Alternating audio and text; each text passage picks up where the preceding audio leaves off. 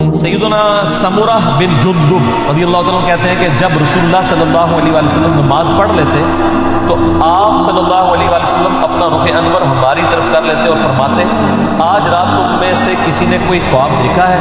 راوی کہتے ہیں کہ اگر کسی نے خواب دیکھا ہوتا تو وہ آپ علیہ السلام سے بیان کرتا اور آپ صلی اللہ علیہ وآلہ وسلم جو اللہ چاہتا اس کی تعبیر بیان کرتا۔ نبی علیہ السلام کی خواب کی تعبیر بیان کی ہوئی تو اتھینٹک، باقی تو اندازہ ہی ہے نا۔ تو پھر آپ صلی اللہ علیہ وآلہ وسلم نے ایک روز ہم سے پوچھا کیا تم میں سے کسی نے کوئی خواب دیکھا ہے؟ ہم نے عرض کیا نہیں۔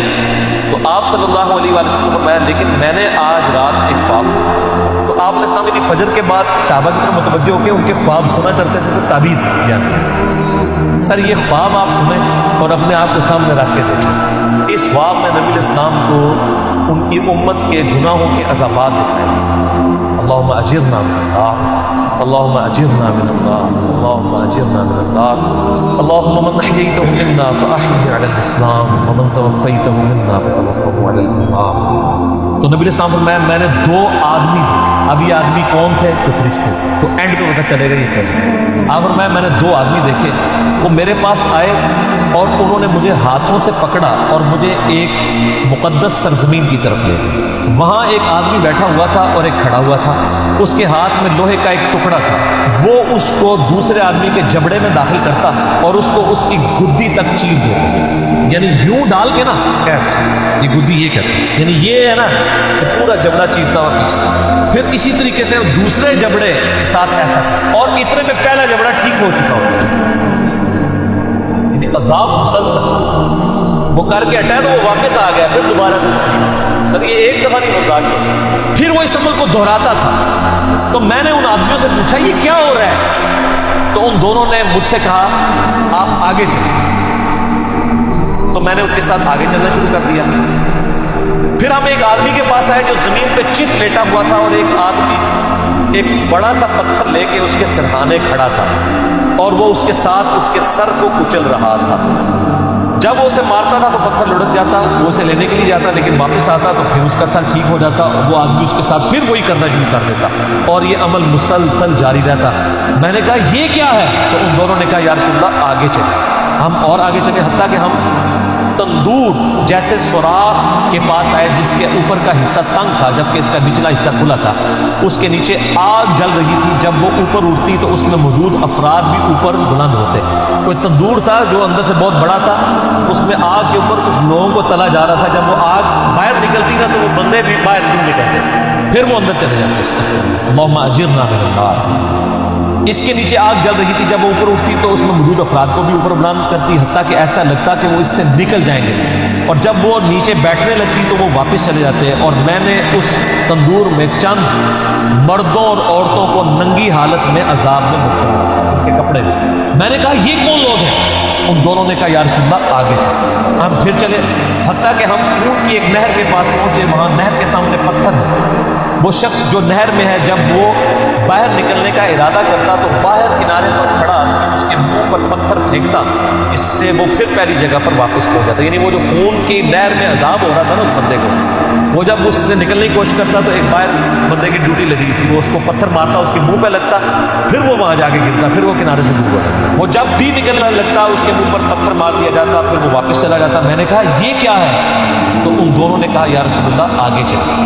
ہم آگے چلے حتیٰ کہ ہم سرسبز شداب باغ میں پہنچ گئے، اس میں ایک بڑا سا درخت تھا اور اس کے تنے کے پاس ایک عمر رسیدہ شخص اور کچھ بچے تھے، اور درخت کے قریب ایک آدمی تھا، اس کے آگے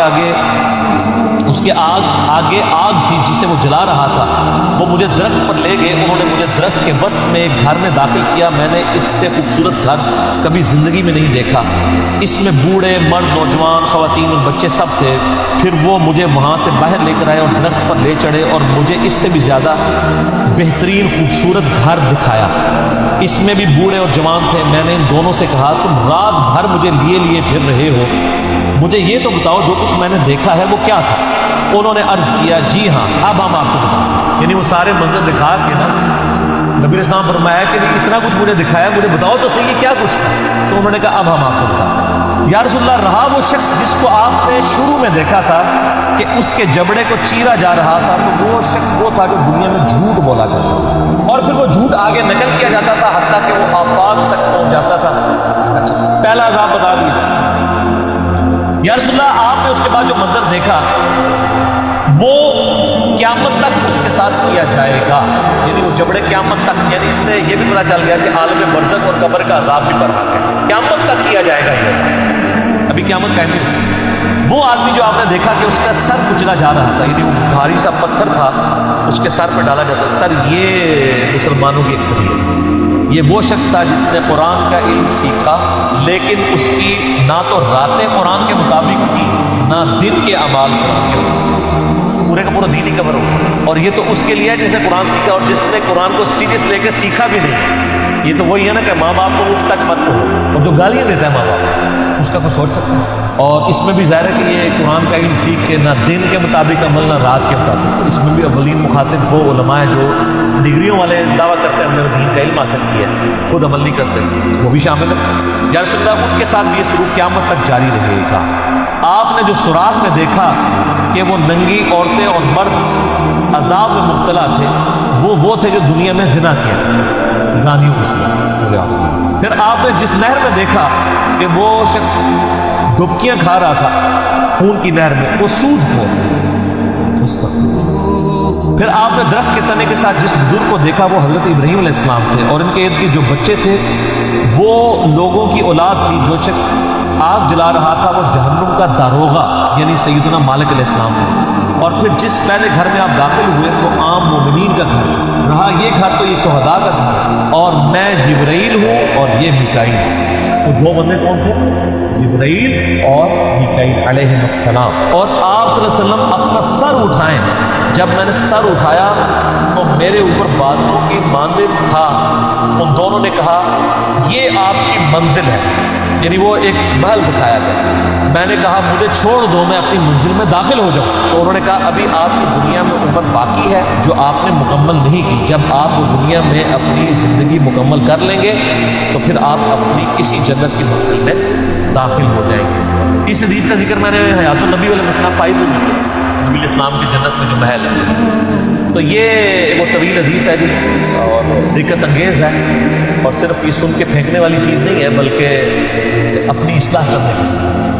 اللہم اجرنا من النار، اللہم اجرنا من النار، اللہم اجرنا من النار، اللہم من احییتہ منا فاحیہ